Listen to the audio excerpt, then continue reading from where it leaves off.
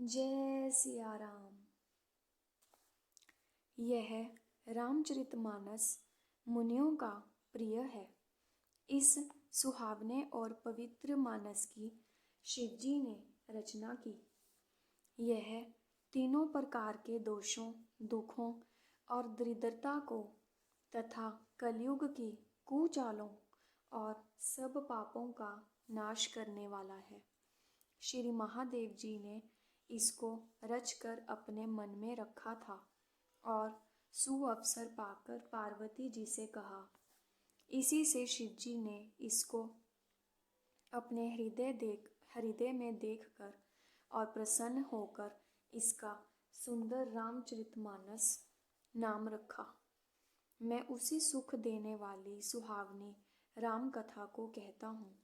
हे सज्जनों, आदर पूर्वक मन लगाकर इसे सुनिए। यह रामचरितमानस जैसा है, जिस प्रकार बना है और जिस हेतु से जगत में इसका प्रचार हुआ, अब वही सब कथा मैं श्री उमा महेश्वर का स्मरण करके कहता हूँ।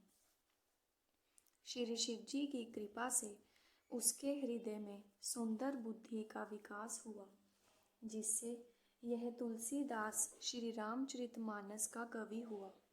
अपनी बुद्धि के अनुसार तो वह इसे मनोहर ही बनाता है, किंतु फिर भी हे सज्जनों, सुंदर चित्त से सुनकर इसे आप सुधार लीजिए।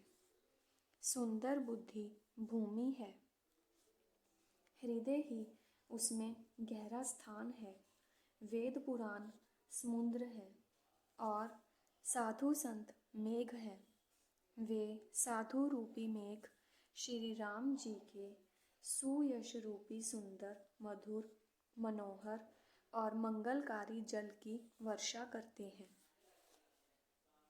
सगुण लीला का जो विस्तार से वर्णन करते हैं, वही राम सुयश रूपी जल की निर्मलता है, जो मल का नाश करती है और जिस प्रेमा भक्ति का वर्णन नहीं किया जा सकता, वही इस जल की मधुरता और सुंदर शीतलता है। वह राम सुयश रूपी जल सत्कर्म रूपी धान के लिए हितकर है और श्री राम जी के भक्तों का तो जीवन ही है। वह पवित्र जल बुद्धि रूपी पृथ्वी पर गिरा और सिमट कर सुहावने कान रूपी मार्ग से चला और मानस हृदय रूपी श्रेष्ठ स्थान में भरकर वहीं स्थिर हो गया। वहीं पुराना होकर सुंदर, रुचिकर, शीतल और सुखदाई हो गया।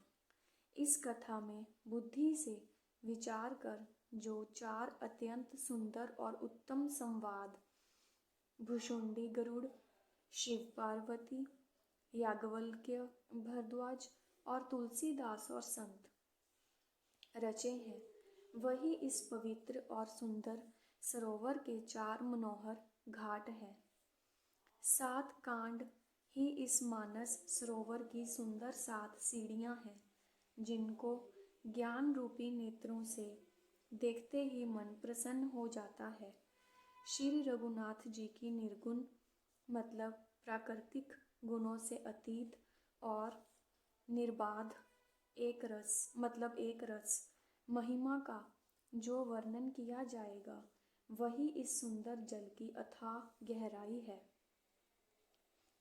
श्री रामचंद्र जी और सीता जी का यश अमृत के समान जल है। इसमें जो उपमाएं दी गई हैं, वही तरंगों का मनोहर विलास है। सुंदर चौपाइयाँ ही इसमें घनी फैली हुई पुरैन कमलिनी है और कविता की युक्तियाँ सुंदर मणि मोती उत्पन्न करने वाली सुहावनी सिप्पियाँ हैं। जय सिया राम।